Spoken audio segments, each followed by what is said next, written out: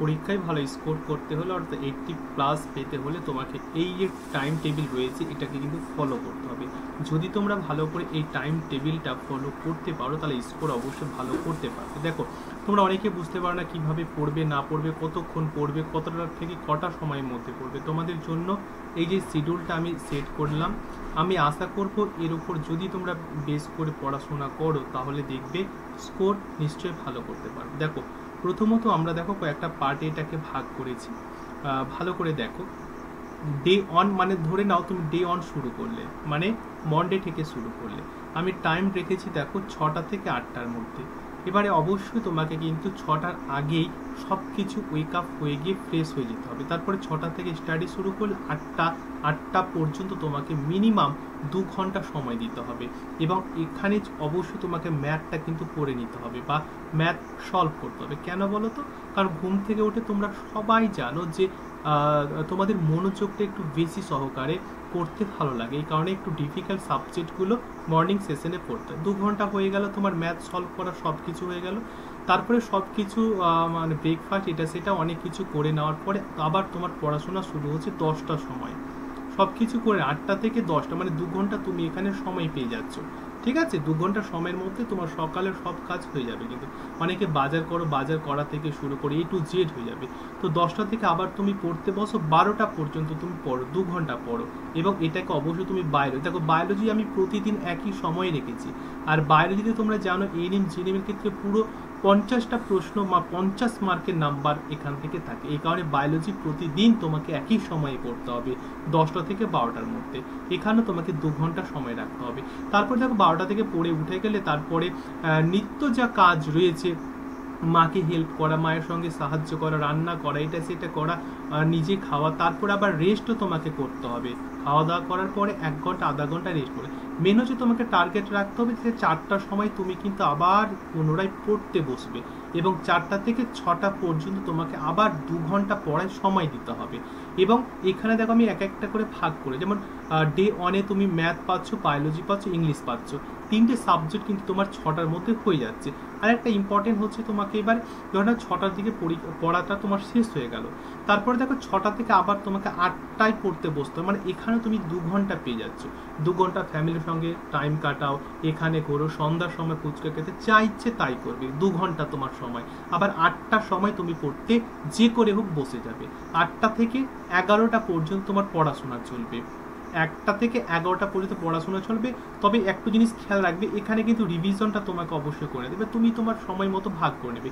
এখানে তোমার 3 ঘন্টা থাকছে, তুমি 1 ঘন্টা রিভিশন করতে পারো, 2 ঘন্টা রিভিশন করতে পারো। তার সাথে তোমাকে কিন্তু রিজনিংটা অবশ্যই প্র্যাকটিস করতে হবে।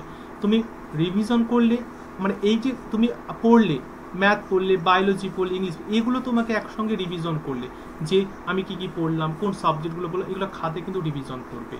যা তুমি পড়লে সকাল থেকে সন্ধ্যা পর্যন্ত সেগুলো তুমি রিভিশন করবে। প্লাস রিজনিংটা একটু আধা ঘন্টা 1 ঘন্টা দেখে নেবে, কারণ রিজনিংয়ে 5 মার্ক থাকে, তুমি আধা ঘন্টা দেখলেই হলো। ঠিক আছে, তাহলে এইভাবে ডে 2 দেখো ফিজিক্স রয়েছে, সকালে ফিজিক্সটা একটু কঠিন, সকালে আমি কঠিনগুলোই রেখেছি এখানে। ঠিক আছে, ফিজিক্স রয়েছে, বায়োলজি তো আমার থাকছে, ইংলিশ থাকছে, আবার রিভিশন করবে, তার সঙ্গে ম্যাথটা কিন্তু করবে। রিভিশন কোনগুলো করবে বললাম, সকাল থেকে যে 3টে তুমি সাবজেক্ট পড়লে সেই 3টেকে রিভিশন করে নিতে হবে তোমাদেরকে। ঠিক আছে, ডে 3 আবার ইংলিশ রয়েছে, বায়োলজি, জিকে রয়েছে, রিভিশন প্লাস রিজনিং রয়েছে। ঠিক আছে, রিভিশন কিন্তু অবশ্যই তোমার হওয়া চাই, তবে রিভিশনটা একটু বেশি করবে। মানে যতক্ষণ না 3টে সাবজেক্ট তুমি পড়লে, সেগুলো যেগুলো পড়লে সেগুলো রিভিশন না করা পর্যন্ত তুমি কিন্তু থামবে না।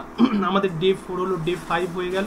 আচ্ছা, ডে 5 হয়ে যাওয়ার পরে ডে 6 কিন্তু হয়ে গেল, মানে মনডে থেকে স্যাটারডে পর্যন্ত আমার পড়াশোনা হয়ে গেল। এবারে দেখো যেটা তোমাদের থাকছে সেটা হচ্ছে স্যাটারডে মানে সানডে থাকছে। এবার সানডে দেখো একটা ইম্পর্টেন্ট বা স্পেশাল ডে, সানডে তোমাকে কিন্তু ফুল মক টেস্ট দিতে হবে। আমি তোমাদের জন্য মক টেস্ট অ্যারেঞ্জ করেছি সম্পূর্ণ ফ্রিতে, প্রতিদিন রবিবার কিন্তু তুমি সপ্তাহে পেয়ে যাবে। অবশ্যই মক টেস্টগুলো তুমি অ্যাটেন্ড করবে। ঠিক আছে, মক টেস্ট করবে, রিভিশন করবে, মানে সানডে তোমার কোনো পড়াশোনা নয়, Sunday full mock test revision করতে পারো, বিভিন্ন প্র্যাকটিস করতে পারো, সেখানে কিন্তু আর পড়াশোনা নয়। তাহলে মিনিমাম তুমি যদি পড়াশোনার প্রতি প্রতিদিন 9 ঘন্টা করে সময় দিতে পারো। আর আমি যেটা শিডিউল তোমাকে দিলাম স্ক্রিনশট নাও, এর উপর বেস করে তুমি স্টাডি করো, দেখবে 9 ঘন্টা খুব ভাগ ভাগ করে অল্প সময় কিন্তু 9 ঘন্টা কেটে যাবে। আর 9 ঘন্টা তুমি যদি পড়াশোনা দিতে পারো, স্কোর অবশ্যই 80 করতে পারবে। আর 80 স্কোর যদি তুমি একবার করে নাও না, 80+ স্কোর যদি করে নাও, তোমার পছন্দের কলেজ তুমি কিন্তু অবশ্যই কাউন্সেলিংয়ে রাউন্ড অনে পেয়ে যাবে।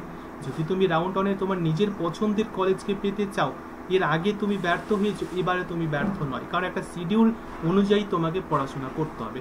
এর আগে হয়তো শিডিউল তুমি তোমার মতো করিয়েছিলে, সেই অনুযায়ী তুমি হয়তো চলতে পারোনি, বা 1 সপ্তাহ মেনেছিলে তারপরে আর মানোনি, কিন্তু এটা পরীক্ষার আগের দিন পর্যন্ত এই টাইম টেবিল পড়ো, আমি কথা দিচ্ছি অনেকটা তুমি প্রোগ্রেস করতে পারবে।